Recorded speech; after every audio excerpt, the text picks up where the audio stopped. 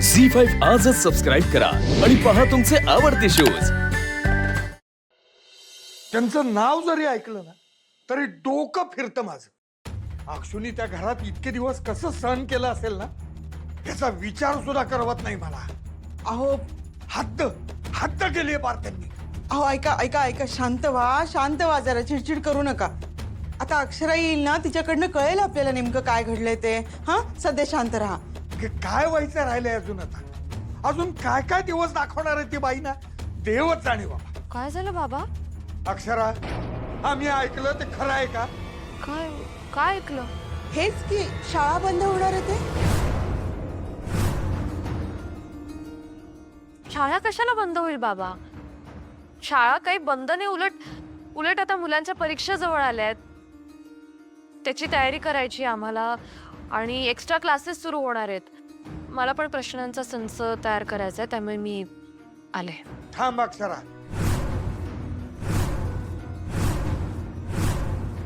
खरं खरं सांगा मला। मी खरंच सांगते बाबा, खोटं कशाला सांगू? असं काहीच नाहीये, शाळा नाही होणार आहे बंद। अगं मग ते फुलपाखरे सर काय वेडे आहेत का? वेड लागले त्यांना म्हणून त्यांनी तुला फोन केला होता, म्हणून तू त्यांना समजून सांगत होतीस? नाही असं नाही।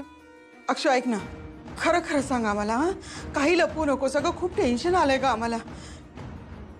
रोज काहीतरी नवीन नवीन घडतंय अक्षरा। खरंच शाळा बंद होणार आहे का ग अक्षरा? काय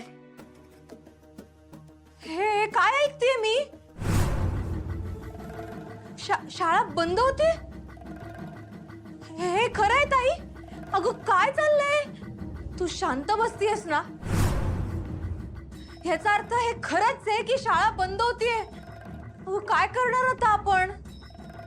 कसं होणार आता आपलं? कसं होणार म्हणजे? ताई ताई शाळा बंद होतीये आणि शाळा बंद झाली म्हणजे तुझा पगार बंद होणार। पगार बंद झाल्यावर करायचं काय आपण?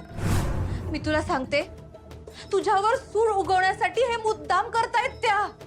त्यांच्याकडे पॉवर, पैसा आहे, सत्ता आहे, त्यामुळे त्या मिनिटा मिनिटाला असे नवीन डिसिजन्स घेतायत ग। तुला त्रास देतायत ताई, आता आपण काय करायचं? मी सांगत होते त्या बाईशी पंगा घेऊ नका, म्युच्युअली अग्रीमेंट करा, निदान पैसा तरी मिळाला असता।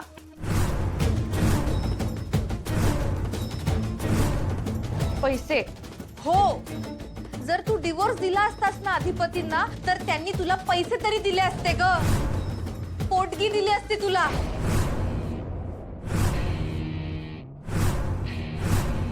अगं काय बोलतेस तू? प्रॅक्टिकलीच बोलतेय ताई। काय काय प्रॅक्टिकल काय? नकोय आम्हाला ती पोटगी। मुळात हा विषयच नाहीये इथे इरा। एक्झॅक्टली, हा विषयच नाही। कुठला विषय कुठे नेतेस तू? आणि इरा, मी तुला सतत सांगून थकली, तू यात पडू नकोस। कशाला काढलास पुन्हा तो विषय आता? तुला कळत नाहीये ना, म्हणून मला प्रत्येक वेळेस बोलावं लागतं ताई। मला सांग, आपण का पैसे सोडायचे ग? हा, ती बाई करोडोंमध्ये खेळते, 7 पिढ्या बसून खातील एवढा पैसा आहे त्यांच्याकडे। इरा, त्यांच्या पैशाची आपल्याला गरज नाही। पुन्हा असलं काहीही बोलू नकोस, तू जरा गप्प राहा। तुम्ही मला का प्रत्येक वेळेस गप्प बसायला लावता? हा, प्रत्येक वेळेस तुम्ही माझ्या चुका काढता, पण ही काय करतेय ना ते दिसत नाहीये तुम्हाला। किती चुकतीये हे तुम्हाला कधीच का दिसत नाही? मला सांगा, आता हिची नोकरी गेली तर आपलं घर कसं चालणार आहे? हा, खर्च काय कमी असतात आपले? आणि महागाई तर केवढी वाढली आहे। मला सांगा, एका पगारामध्ये काही भागणार आहे का आपलं? नाही बाबा हो, तुम्ही ट्युशन्स घेता, पण अशी त्याची फी किती आहे बाबा? आणि त्यातून अर्धी मुलं तर तुम्हाला फी देत सुद्धा नाहीत, आणि फी मागायची तुम्ही कष्टही घेत नाहीत। त्यात तुमची औषधं असतात, डॉक्टरची ट्रीटमेंट असते, आणि जर काही प्रॉब्लेम आले तर तुम्ही लगेच एफड्या मोडता। बाबा हो, कसं होणार आहे? माझा पण काय फार इन्कम नाहीये सध्या म्हणावं तसं। ताईचा पगार होता म्हणून थोडी तरी सिक्युरिटी होती आपल्याला, पण आता जर तीच नसेल तर आपण काय करणार आहोत बाबा? इरा, तू तुझ्या संसाराचं बघ, आमचं नको टेन्शन घेऊस ग। आम्ही बघतो आमचं काय करायचं ते. अरे तुम्हाला माझा मुद्दा कधीच का कळत नाही? फक्त माझ्यावर चिडचिड करता तुम्ही. मी प्रॅक्टिकली हेच सांगतेय की ताई. हे बघ, नको सांगूस, गप्प राहा जरा. तुला मराठीत सांगितलेलं कळत नाही का? तोंड बंद ठेव तुझं. हे सगळं सोडा प्लीज. अक्षरा, मला सांगते शाळेचं काय झालं ग? काही नाही आई, काही नाही. मग तू तसं का म्हणालीस ग फुलपगारे सरांना? मी आहे, शाळा बंद होणार नाही म्हणून. हं? अक्षरा, मला सांग, काही प्रॉब्लेम झालाय का शाळेत?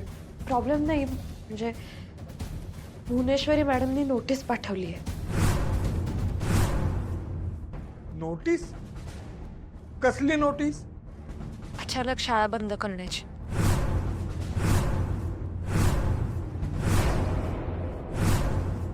अगं बाई, हे काय आता नवीनच? ते नोटीस वगैरे का पाठवली त्यांनी? मला कळत नाही. शाळा बंद करून काय मिळणार आहे या बाईंना? ग, अजून काय असणार? त्यांच्याकडून काय अपेक्षा करणार आपण? हं? त्या अडाणी बाईला शाळेची किंमत काय कळणार आहे? पण बाबा, मी असं नाही होऊ देणार आहे. काय करणार आहेस तू? आंदोलन करणार आहेस? उपोषणाला बसणार आहेस का केस टाकणार आहेस त्यांच्यावर? नक्की करणार काय आहेस तू? गरज पडली तर मी तेही करेन, मी काही करेन, पण जीवात जीव असेपर्यंत मी माझी शाळा बंद नाही होऊ देणार.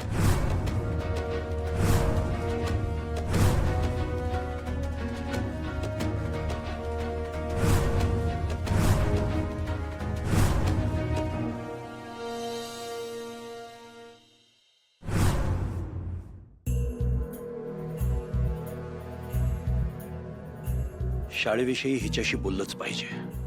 काही झालं तरी मी शाळा बंद होऊ देणार नाहीये. आणि हिचा कितीही राग आला तरी अक्षरा म्हणते तसं जिभेवर साखर आणि डोक्यावर बर्फ ठेवून हिच्याशी बोलावं लागेल आणि आपलं काम काढून घ्यावं लागेल. शाळा सुरू राहायलाच हवी.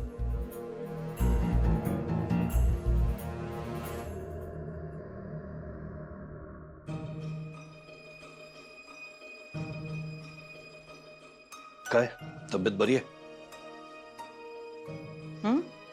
बरी आहेस का तू? आम्हाला काय बोलला काय तुम्ही?